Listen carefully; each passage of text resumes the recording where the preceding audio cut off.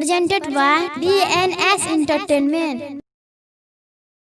हम भी कभी मुस्कुराए करते थे, अंधेरी रातों में शोर मचाई करते थे। जला दिया मेरे हाथों को उस दिया ने, जिस दिया जलाने में हमें आशा से डीजे विकास